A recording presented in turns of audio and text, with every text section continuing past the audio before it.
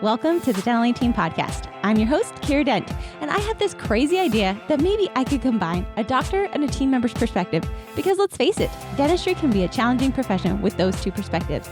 I've been a dental assistant, treatment coordinator, scheduler, biller, office manager, regional manager, practice owner, and I have a team of traveling consultants where we have traveled to over 165 different offices coaching teams. Yep, we don't just understand you, we are you. Our mission is to positively impact the world of dental, and I believe that this podcast is the greatest way I can help elevate teams, grow VIP experiences, reduce stress, and create A-teams. Welcome to the Dental A-Team Podcast. Hello, Dental A-Team listeners. This is Kiera, and you guys, today is a great day, and I hope you're having a good day. It was kind of funny. I had to call a friend to get me a pick-me-up to podcast. Guys, usually I am obsessed with podcasting. Today was one of those days where things just didn't quite go as planned. Does anybody else have one of those days? Yeah, me too. But sometimes you just need a friend who will get you off the couch, will get you out of that rut and remind you that, hey, you actually don't have to do this. And then that fueled my fire. And I know how much I love this podcast family. So I surely definitely wanted to pop on today, guys, and have a really fun podcast with you. So if you're in that mood, this podcast is for you guys. And also, if this podcast has been serving you, blessing your life, please, by all means, go leave us that 5-star Google review, that podcast review. And the way you do it is if you're on Apple, you just are on our icon. So you'll actually scroll down. So you'll see ours. And it's where you scroll down, just scroll up past all the episodes, all the way to the bottom, keep scrolling. And then at the bottom, there will be a spot for those 5 stars. So really leave those 5 stars. You can leave just the stars, or you can also leave a review. I read those in the middle of the night when I can't sleep. Today I was up at 3 a.m. So definitely love when I read from you guys because it also helps our other listeners. So guys, if this has blessed your life, this is the way we're able to grow and elevate and help more practices. Because honestly, at the end of the day, my goal is to serve and bless over 2 million practices. So if you guys want to help out on that mission, I know it's possible. I know it's doable, but it's going to take all of you leaving the reviews, sharing this with friends. And I just appreciate each of you who have done that. All right, today, guys, I wanted to get into a topic, and today's topic is how to earn a multi-million-dollar reputation. So if you haven't heard, Dental A-Team is putting on our Dental A-Team Summit, and this year it's on the multi-million-dollar practice, secrets of those multi-million-dollar practices. And so what I wanted to do is a little tease of what we're going to have actually at Summit. So with this, how to earn a multi-million-dollar reputation, we are actually going to do this as a full team experience. So your whole team will get to be a part of this. Instead of just listening to the podcast, we are going to be there with you guys with your teams. But really, let's talk about why even do we need a multi-million-dollar reputation?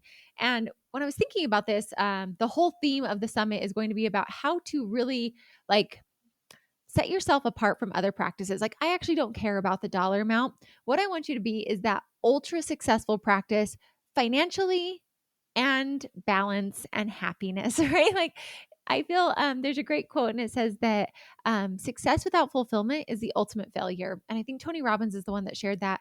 And I just think about this, if you really are this multi-million-dollar practice, but you're not happy, but you're not fulfilled, what does it even matter?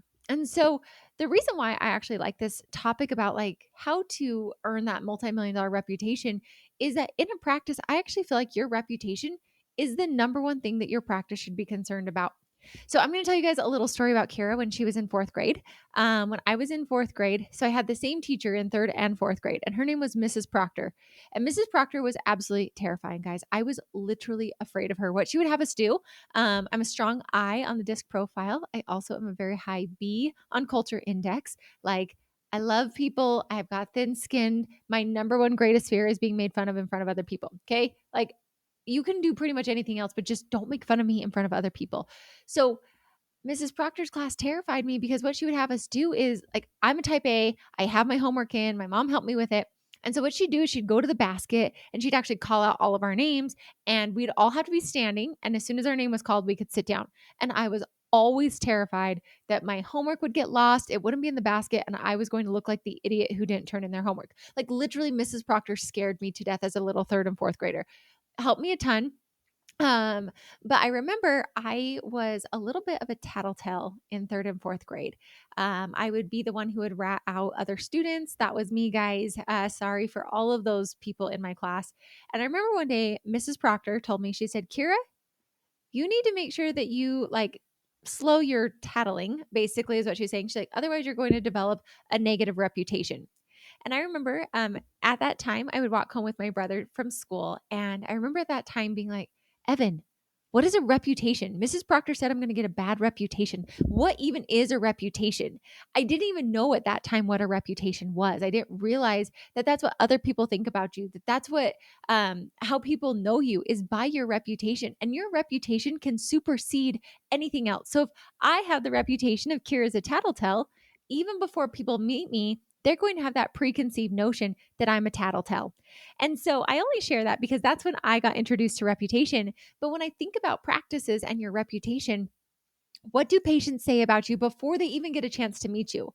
What are the great things they're saying about you? And what are the negative things that they're saying about you? What is the reputation that supersedes them coming in and experiencing you? We want to give that great experience, but guess what, guys?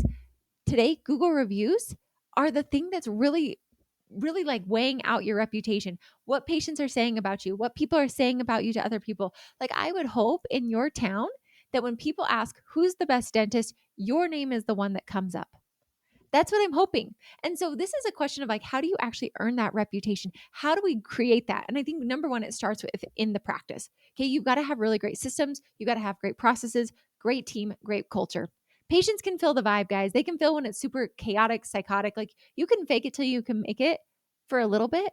But at the end of the day, people really can feel that. Like, there's no point in it because they can feel that stress energy. So you've got to have a really great experience. What is that experience when they come in? How do you want them to feel? What do you want that vibe to be? And if you can get that figured out, then the reputation is going to follow, I would hope. But really, it's a lot about those systems, having tight systems, having a great culture, because when things flow easily, that's a great experience for your patients. It's a great experience for your team. It's a great experience for our doctors. So really, it's a lot of this, like, how do we actually earn that reputation? And I think a lot of it just comes from you guys doing a great job. It's you guys having all of this put together. It's having the systems in place. It's having the culture and hiring for culture and working towards a better culture. That's how our reputation evolves, guys. That's how it's done. And if we're not focusing on that and we're not working on that, then guess what? It's not going to work out for you. So having that multi-million-dollar reputation starts, number one, with the experience that you give them. Number two, I also think it comes from asking. Let's have our patients share their experience with other people. So when people are reading about the reviews, when they're seeing pictures of our practice, you can even go as far as having, like, I know Studio 88 is a great example. They come in and take amazing videos and pictures of your practice to help patients experience it on the web.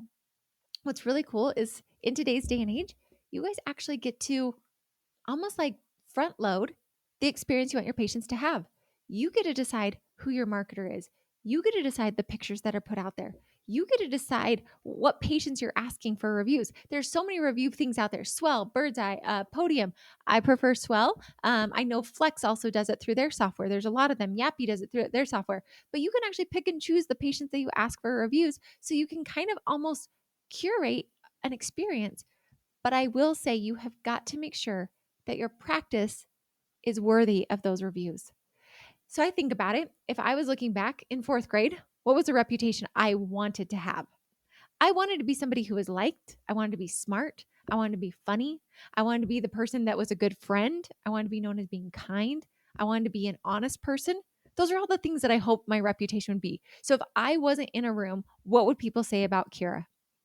So my question is, if you're not in a room, what are people saying about your dentistry? I want you to think back. Like, let's just go back on the schedule. Let's go back over the last week, 2 weeks. What are those patients saying about you? Think about the experience. Think about our insurance. Did we verify it? Think about the billing process. Think about our injection. Think about, were we set up and ready? Think about, were they taken back on time? Think about, what was the energy of our team members? Were we having hygiene and dental assistant divide? Did we have front office and back office divide? Was our doctor present, or were they scattered and like not 100% there giving the best experience? What are they saying about you when you're not there? That's your reputation, guys. And so these multi-million-dollar practices, the secret is they've got their systems in place. They have a really incredible experience, but it doesn't just happen. They're literally role playing this experience out from top to bottom. They're focused on it. They're looking at their reviews. They're asking themselves, how can we make this better? They've got the mindset of canny constant and never-ending improvement. How do we make this better? What do our patients need? I have heard so many people say, I love the doctor, but their billing is absolutely crazy. I would never go back. It wasn't even the doctor's fault. The doctor was a great dentist, but the front office lost it. Or our scheduling team, if they're answering the phone and they are looking on Facebook, social media, whatever they're doing, as opposed to being super focused and intentional on that patient, giving them great experience, what are they going to feel? That's your reputation. This is how your reputation is built. And so I want you guys to really ask yourself as a practice, and this is what we're going to do at Summit, guys. So you can do it now. We're going to go into a deeper dive with the entire team, and we're going to work through how you actually earn. Notice it's not how you get, you earn it. It's not something that just happens overnight. It's not something that is just like, and we have a reputation. It's through small little things done consistently over time. My reputation was coming because I was tattling on every single student, thinking I was the cat's meow, guys. That is a reputation. You being late all the time creates and is earning you a reputation of being a practice that's not on time. Having a bunch of billing mistakes earns you a reputation of not being great with billing, and that's a big stressor for patients.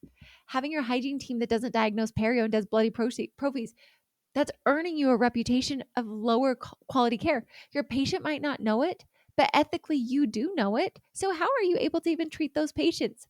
These are the reputations, guys. So I really want you to think about your practice. So to make this tactical for you, I want you guys to literally go through the patient experience. And this will prepare you if you're coming to Summit. And if not, you should come to Summit. Head on over to thedentalateam.com/Summit 2023. I'd love to see you guys there.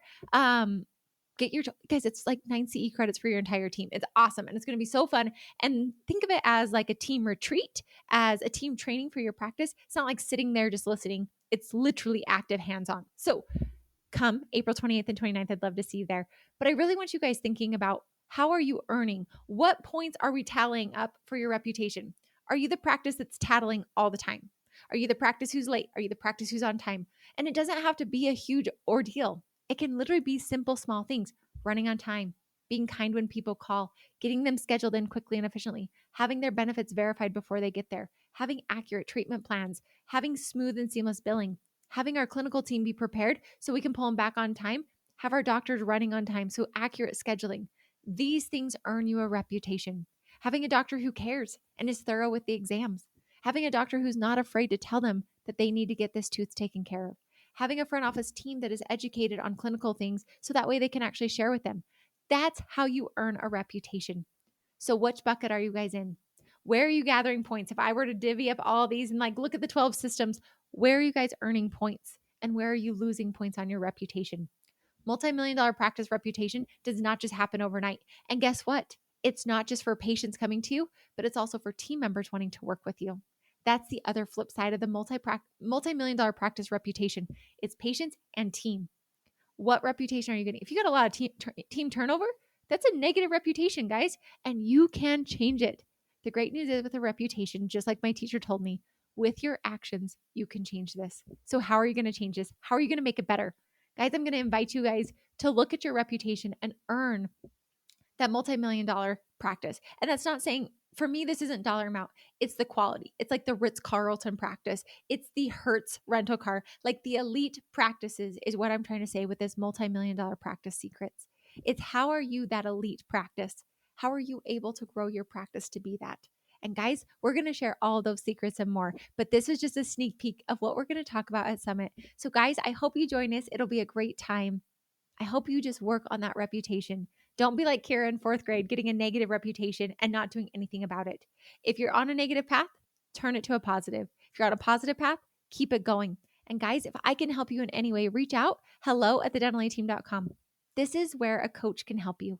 This is where a support group can help you. They can tell you where your weaknesses are. They can point out those blind spots that you might be missing, and they can do it with love, compassion, and ease. And that's what we're all about. So guys, reach out, hello@thedentalateam.com, make a list, and decide what you're going to work on now and put it into play.